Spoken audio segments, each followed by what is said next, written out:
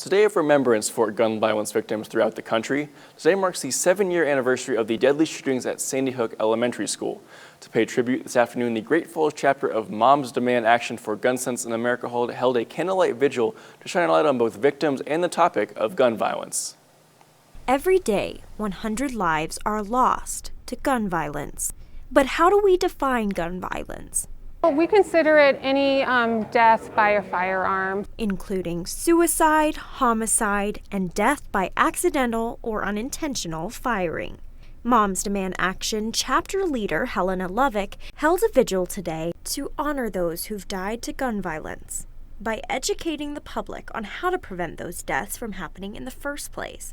We're here today because we want to help honor those we've lost, but also kind of join together and see what we can do to make change.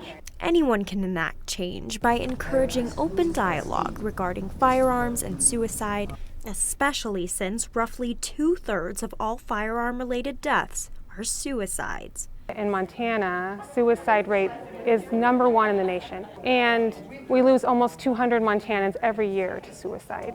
So we need to do something if we want that to change.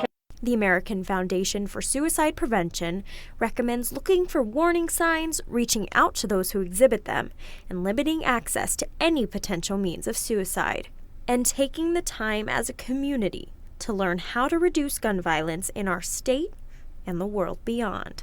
It works better if we band together because we all want to live in a safer world. In Great Falls, Lindsay Hyatt, MTN News.